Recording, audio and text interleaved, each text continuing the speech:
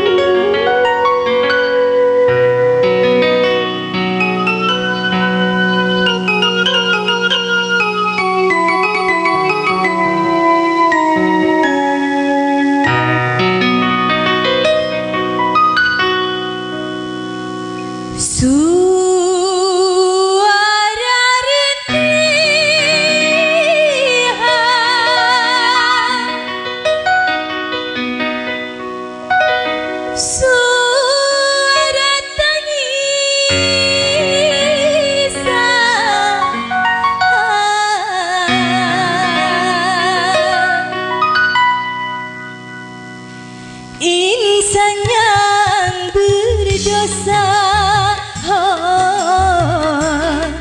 di dalam kuburnya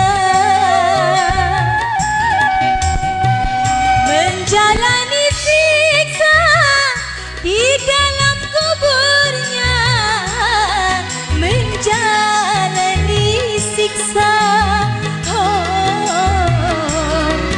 di dalam kuburnya. Semuanya nyanyi ya Bapak. Mau joget boleh Pak?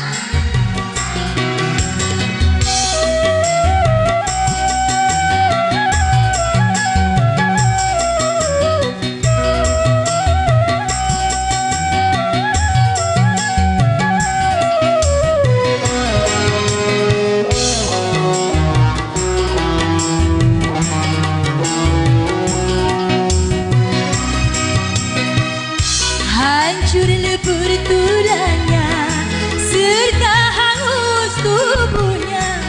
Hancur lebur tulangnya serta hangus tubuhnya karena dihimpit bumi dan dibakar api.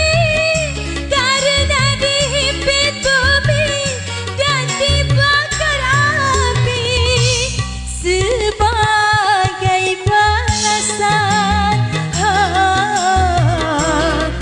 dosa yang dilakukan. Insan yang berdosa di dalam kuburnya menjalani siksa di dalam kuburnya. Terima kasih buat Pak Kades. Asik.